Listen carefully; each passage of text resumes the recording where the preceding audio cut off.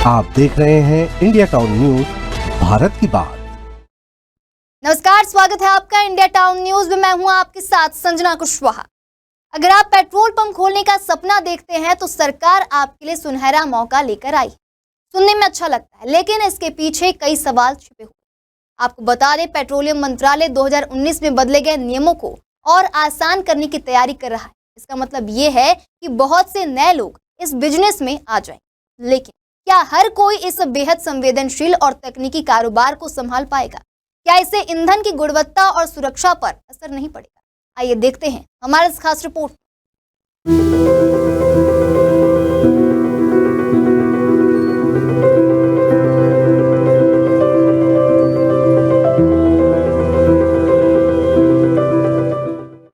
भारत सरकार petrol pump खोलने के नियमों को और आसान बनाने पर काम कर रही है। उद्देश्य बताया जा रहा है ऊर्जा सुरक्षा को मजबूत करना, वैकल्पिक ईंधनों को बढ़ावा देना और छोटे बड़े कारोबारियों को मौका देना। सुनने में ये बातें सही लगती हैं, लेकिन जमीनी सच्चाई ये है कि पेट्रोल डीजल का कारोबार सिर्फ पंप लगाकर खत्म नहीं होता। इसमें ईंधन की गुणवत्ता, मात्रा की सही माप, सेफ्टी स्टैंडर्ड्स, स्टोरेज और ग्राहकों का भरोसा सब कुछ शामिल है। 2019 से पहले पेट्रोल पंप का लाइसेंस पाना बेहद मुश्किल था। आपको बता दें, 2000 करोड़ रुपए का निवेश, तेल गैस खोज या रिफाइनरी जैसे बड़े प्रोजेक्ट्स में हिस्सेदारी अनिवार्य थी। इस वजह से सिर्फ बड़ी कंपनियां ही इसमें उतर पाती थीं। 2019 में सरकार ने नियम ढीले किए। खुदरा बिक्री के लिए न्यूनतम नेटवर्थ 250 करोड़ रुपए, खुदरा व थोक दोनों में बिक्री के लिए 500 रुपए करोड़। 3 साल में CNG, LNG, बायोफ्यूल या EV चार्जिंग की सुविधा अनिवार्य। 5 साल में 100 पेट्रोल पंप, जिनमें 5% ग्रामीण क्षेत्र में नए बदलावों ने मझोले और नए कारोबारी भी इस क्षेत्र में ला दिए हैं।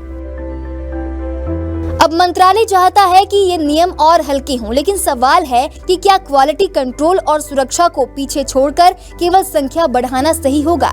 भारत का ईंधन बाजार पहले ही कई चुनौतियों से जूझ रहा है। पेट्रोल में मिलावट, कम नापतोल, स्टोरेज टैंक में लीकेज और आग लगने के खतरे आम बातें हैं। अगर हर गली मोहल्ले में पेट्रोल पंप खुल जाएं और ऑपरेटर के पास तकनीकी ज्ञान या अनुभव ना हो तो नतीजे बेहद खतरनाक हो सकते हैं, न सिर्फ उपभोक्ता के लिए बल्कि पर्यावरण और सार्वजनिक सुरक्षा के लिए भी।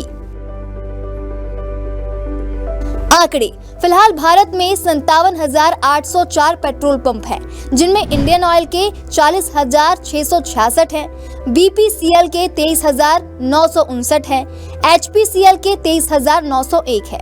वहीं निजी क्षेत्र में नायरा के 6,763 हैं, रिलायंस BP के 1,991 हैं, शेल के 355 हैं। निजी और विदेशी कंपनियां पहले से रुचि दिखा रही हैं। अगर लाइसेंस की शर्तें और ढीली हो गई तो नए ऑपरेटरों की बाढ़ आ सकती है। समस्या यह है कि पेट्रोल पंप सिर्फ कारोबार नहीं बल्कि पब्लिक सर्विस भी है।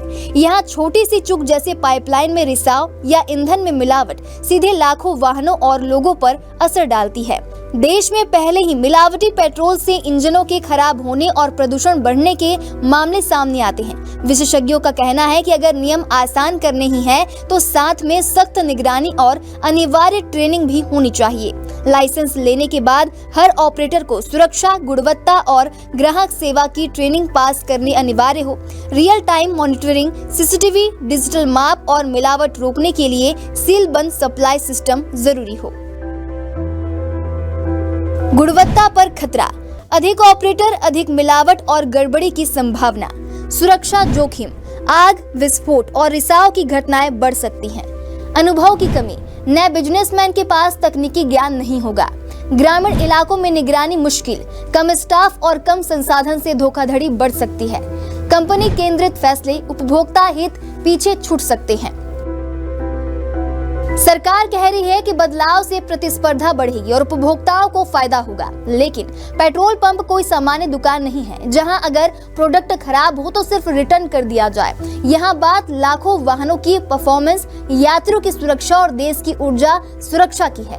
अगर लाइसेंस देना आसान है तो उसका उपयोग जिम्मेदारी से होना भी उतना ही जरूरी है। बिना तैयारी और निगरानी के यह कदम एक ऐसा दरवाजा खोल सकता है जहां से समस्याओं की पूरी लहर आ सकती है। यानी कि सरकार के इस फैसले में फायदा है, लेकिन खतरा भी उतना ही बड़ा है। अगर पेट्रोल पंप खोलना सचमुच चुटकियों का काम बन जाएगा तो मिलावटी पेट्रोल, गलत मापतौल और सुरक्षा मानकों की अनदेखी आम हो सकती है और इसका खामियाजा सिर्फ उपभोक्ता नहीं बल्कि पूरी अर्थव्यवस्था और पर्यावरण को भुगतना पड़ेगा। बदलाव हो, लेकिन बिना सुरक्षा बेल्ट के नहीं, क्योंकि पेट्रोल डीजल सिर्फ कारोबार नहीं, देश की लाइफलाइन है। फिलहाल अभी के लिए इतना ही। अगली बार फिर हाजिर होंगे एक नए विषय को लेकर। तब तक के लिए देखते रहिए इंडिया टाउन न्यूज, भारत की बात। आप देख रहे हैं इंडिया टाउन न्यूज, भारत की बात।